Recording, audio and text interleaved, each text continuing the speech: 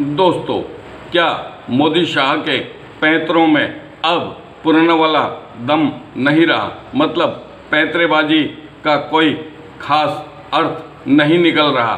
चाहे राहुल गांधी को राजनीतिक मोर्चे पर शिकस्त देने की बात हो या चुनाव में बीजेपी को जीत दिलाने की बात, अब नरेंद्र मोदी और अमित शाह के पैंतरों में वो दम नहीं रहा जो 2014 या 2019 के चुनाव में दिखाई दिया था।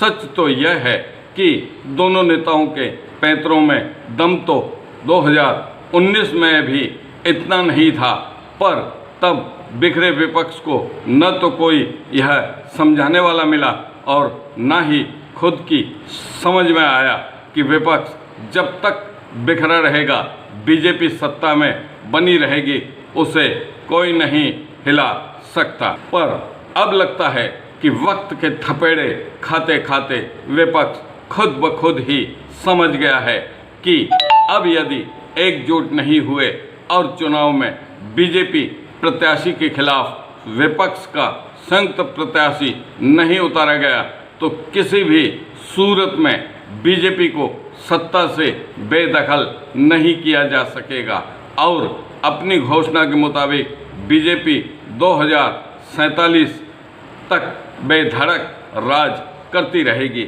ऐसी हालत में विपक्ष का नाम और निशान मिटने की आशंका से इनकार नहीं किया जा सकता। तभी तो बिखरे विपक्ष ने एकजुट होने का प्रयास तेज कर दिया है। अब इसमें यदि कोई पॉलिटिकल पार्टी अड़ंगा डालने की भूल करेगा तो यह तय है कि देर सवेर इसका खामियाजा उसे ही भुगतना पड़ सकता है। हो सकता है लोग ऐसी पार्टियों को भविष्य में हिकारत की नज़र से देखें। अहम सवाल यह है कि मोदी शाह के पैंतरों में अब दम क्यों नहीं रहा? पैंतरे क्यों कमज़ोर हो गए? 2014 और 2019 में तो मोदी ने जितने भी पैंतरे चले वे सारे के सारे सीधे पड़ गए। सीधे पड़ने का कारण यह था कि लोगों की मोदी के प्रति सहानुभूति, दुनिया में अपने आप को चाय बेचने वाला गरीब बताकर पीएम की कुर्सी पर पहुंचने वाला बताने से लोगों की सहानुभूति बढ़ना लाजमी थी। मोदी विपक्ष और ख़ास तौर पर राहुल और कांग्रेस की जितनी बुराई करते, लोगों के मन में यह धारणा पक्की होती जाती कि मोदी जो कह रहे हैं 100% सच कह रहे हैं। भगवान का अवतार है तो झूठ न बोलने का तो सवाल ही पैदा नहीं होता। राहुल गांधी परिवार और कांग्रेस ही बदमाश और फरेबी है। यही वे लोग हैं जो दिन में 4-5 बार कपड़े बदलने वाले, 10-10 लाख की कीमत का सोने के फैब्रिक्स वाला सूट पहनने वाले, कीमती घड़ी और गोगल्स पहनने वाले, लग्जूरियस गाड़ियों और प्लेन में घूमने वाले और अरिस्टोक्रेट लाइफ जीने वाले गरीब चाय वाले को चैन से जीवन नहीं जीने देना चाहते। वे कतई नहीं चाहते कि ऐसा ईमानदार व्यक्ति देश की सेवा करें और लोगों का कल्याण करें। दोस्तों, यहाँ बीच में आपसे खास आग्रह है कि यदि आपने हमारे चैनल को अभी तक सब्सक्राइब नहीं किया है तो प्लीज़ इसे अभी ही सब्सक्राइब कर लें। मोदी की इन कारगुजारियों में अमित शाह कंधे से कंधा मिलाकर मोदी का साथ देते रहे।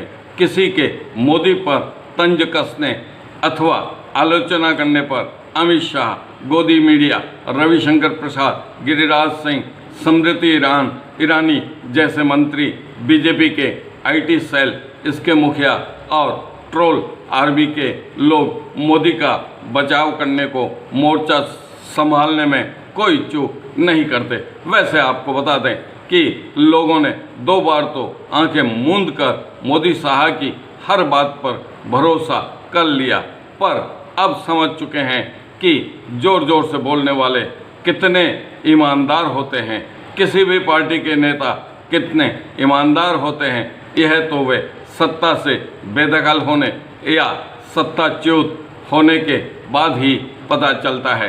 कमोवेश यही बात भ्रष्टाचारियों पर लागू होती है। वे जब सत्ता से बाहर निकलते हैं तब उनके भ्रष्टाचार की असलियत बाहर आती है। हालांकि 9 साल बाद उनकी असलियत सिर्फ भक्तों को छोड़कर अधिकतर लोगों की समझ में आ गई, लेकिन तब तक काफ़ी देर हो चुकी थी। नतीजा यह निकला कि मोदी की बातों में अहंकार झलकना शुरू हो गया।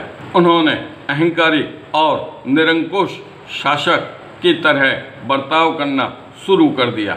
जब राहुल गांधी ने संसद के पिछले सत्र में राष्ट्रपति के अभिभाषण पर चर्चा के दौरान अडानी और उनके बीच के रिश्तों का मसला उठाया तो पीएम मोदी ने चर्चा का जवाब देते हुए जिस तरह छाती ठोक कर कहा था कि एक अकेला सब पर भारी, तब अच्छे बुद्धिजीवी उनके अहंकार से भरपूर और सीना ठोकने के लहजे को देखकर हक्का बक्का रह गए थे।